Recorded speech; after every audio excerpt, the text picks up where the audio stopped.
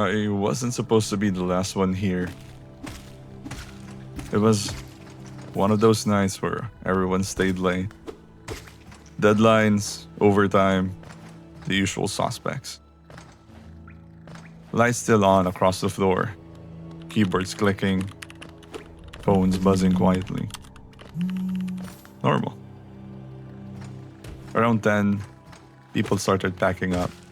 Jackets, goodbyes, elevator dings. Nothing strange. I remember thinking this was actually kind of comforting.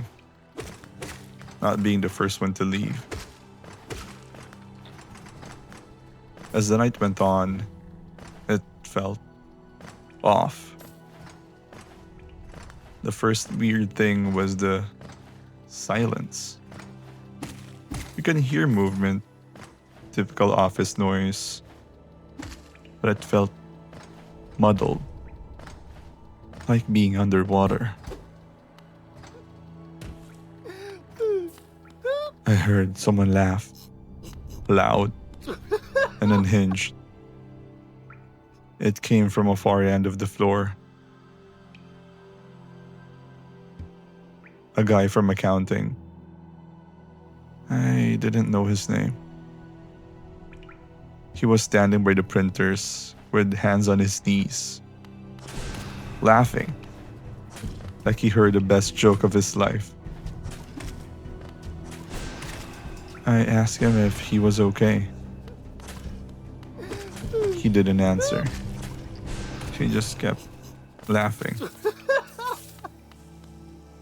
until it turned into this sharp, breathless sound that made my stomach turn. Then he stopped, looked at me and said, "You see it too, right?" I asked him what he meant. He just blinked hard, straightened up. "Never mind," he said.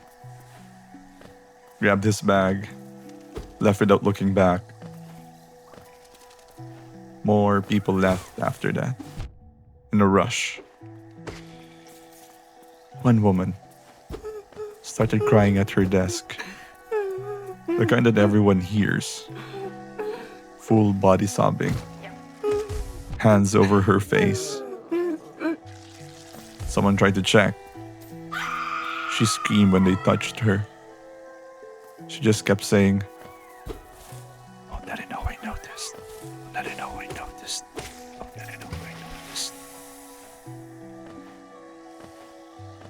That's when I started paying attention. Not looking for anything specific, just listening and trying to be aware.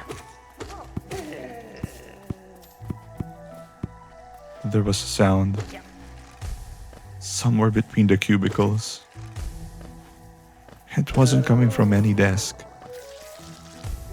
It felt like the room was adjusting itself. Like something was there and the space was trying to make room for it. I wanted to ask if anyone else heard it, but most are silent, like pretending not to hear it. I realized then, the people who noticed were the ones breaking down. The ones who didn't, or at least those who played dumb, were fine.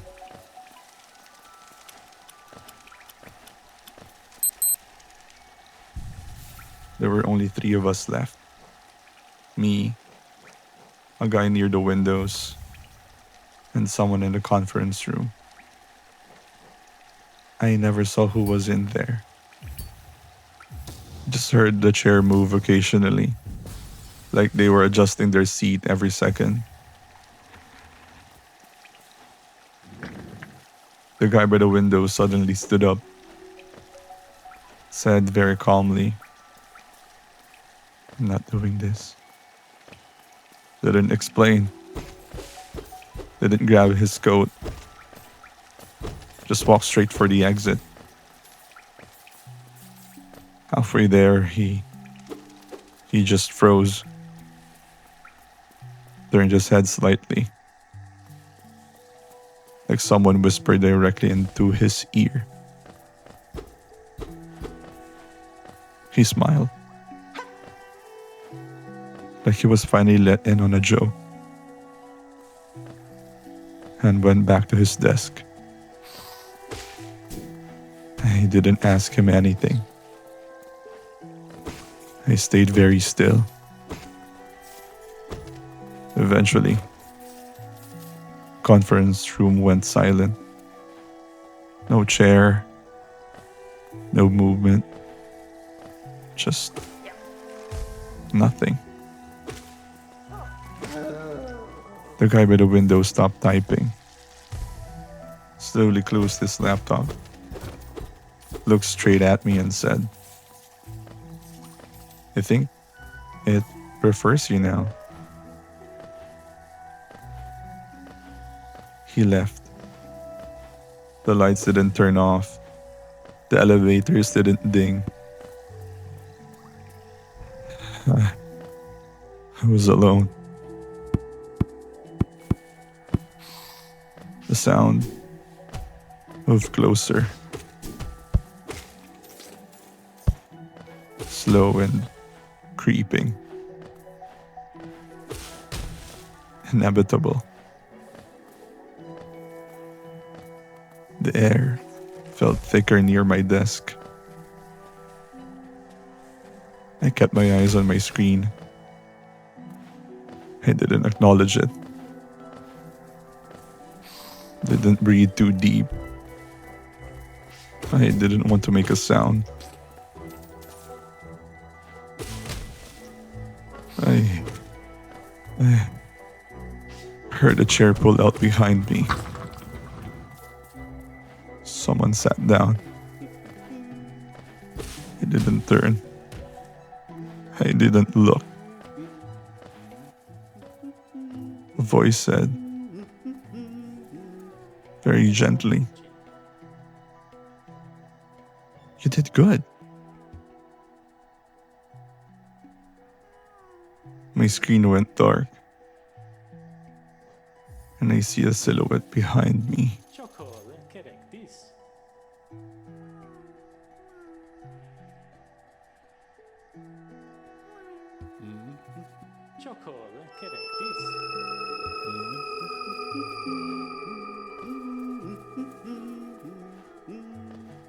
I've been a real estate agent for 6 months. Not long enough to feel secure, but long enough to know when you're on thin ice. This was my last showing of the week. My manager didn't tell me much about the property. Just an address, vacant, cash buyers. It was a nice neighborhood. Too nice for how cheap the listing was. The house itself looked normal. Clean yard, fresh paint, new lockbox on the door. I arrived early like I always do. Unlocked the front door, walked through, turning on lights, windows, counters, flooring. Everything felt staged. I heard voices outside. 3 people approached together, well dressed and smiling. A couple, around late 30s, and another man, older and quiet, hands folded in front of them. "Sorry you were late," the woman said. Her smile didn't waver once. "No problem," I said. I felt my voice tighten anyway. I let them in, locked the door behind us out of habit. I didn't notice the sound until later. The tour started normally. Living room, kitchen, back hallway. They asked the right questions. Square footage, renovations, how long the house had been empty. The older man lagged behind, always a few steps back, looking at the ceilings, the corners. I tried to keep things moving. Would you like to see the basement? Yes, the woman said immediately. I hesitated just a bit. The man smiled wider. Please.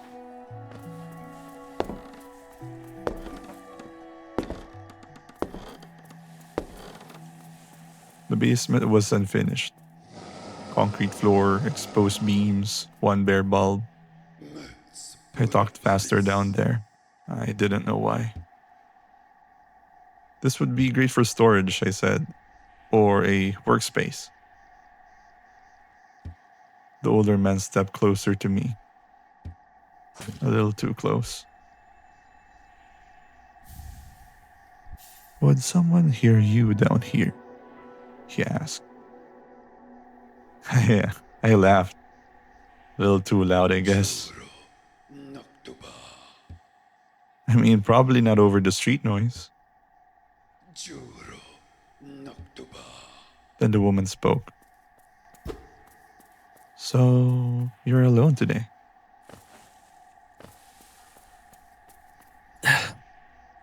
My stomach tightened. Yes, for the showing. She nodded, like that answered something for her. We went back upstairs. The front door was closed. I reached for it anyway. Checked the handle. Locked. I blinked. I checked again. It's still locked. I must have, I said, fumbling for the lockbox code. The man's voice came from behind me, calm and gentle. No need. I turned. All three of them were standing closer now. Really, really close. You can continue, the woman said. We'd like to see the bedrooms. My hands were shaking. I tried to laugh it off. Of course.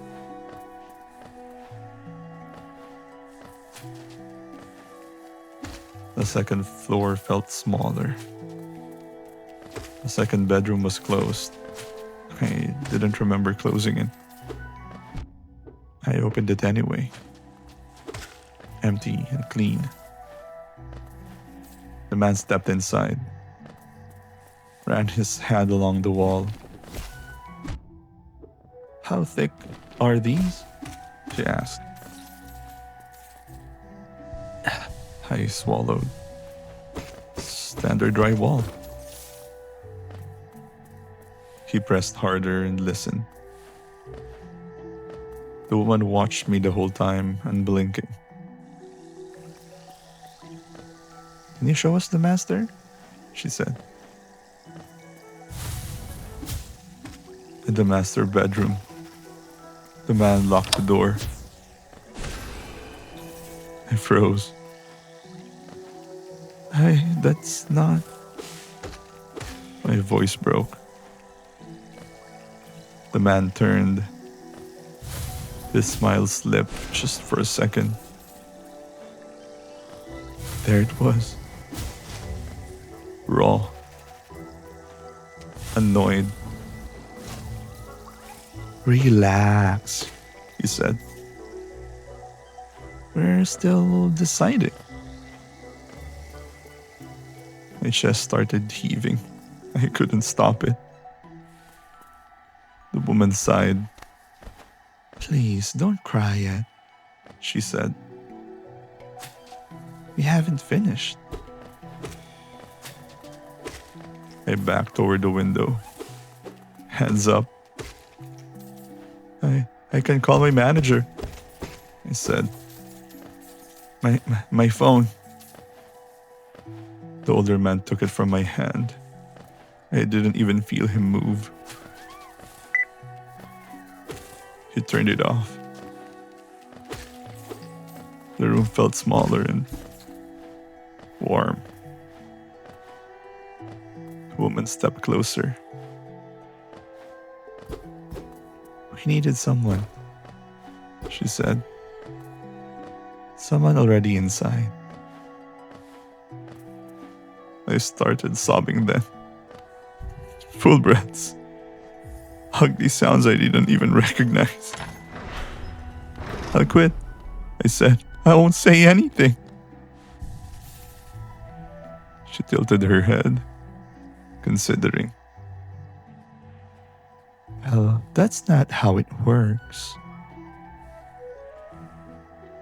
The man opened the closet. There was nothing inside. No clothes. No nothing. Just a hollow, blank space. They are now all moving closer and closer.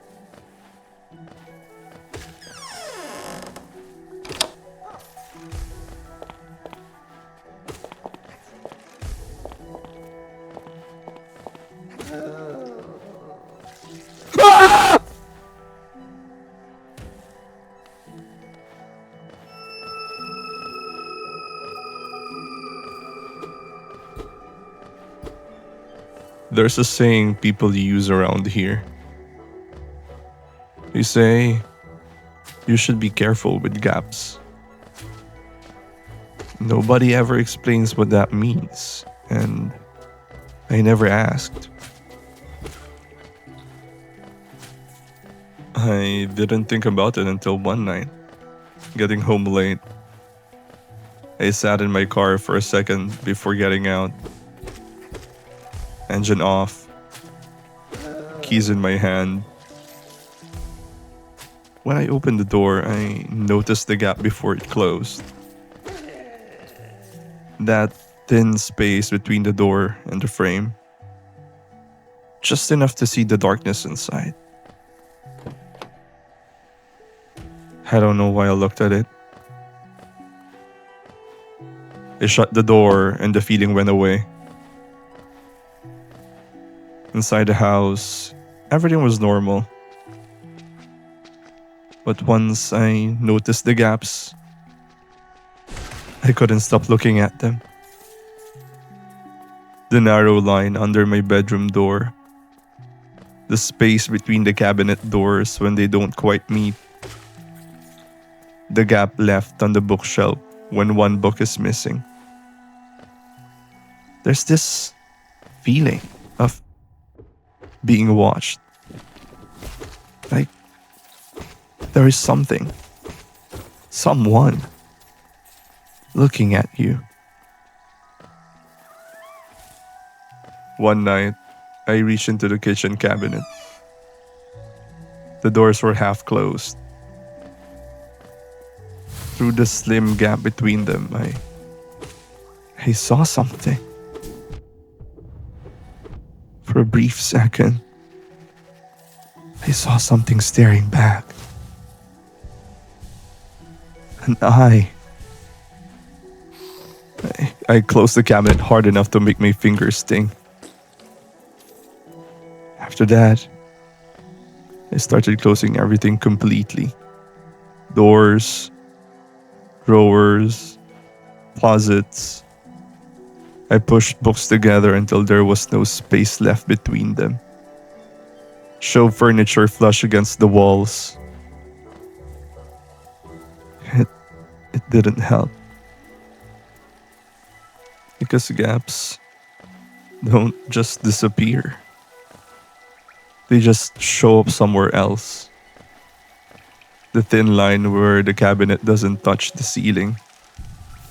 The narrow space between the bed frame and the floor. And the slit between the bathroom door. I caught myself avoiding looking directly at them.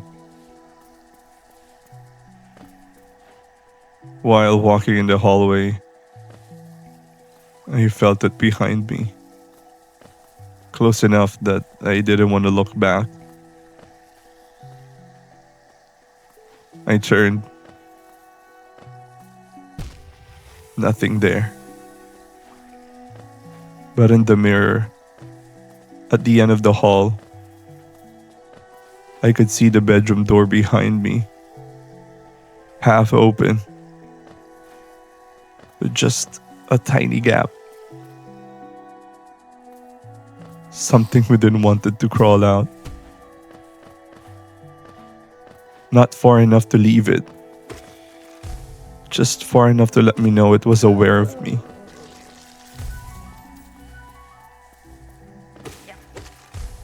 I didn't sleep much after that. Every time I lay down, I could feel the space between the mattress and the frame, the gap beneath the nightstand, the darkness between the curtains. It was patient. Like it knew eventually something would move, something would loosen, something would leave space. That's when I finally understood the saying. They don't warn you because the gaps are dangerous. They warn you because when you notice what's between them, you start to get drawn to it. Be part of it. So what about you?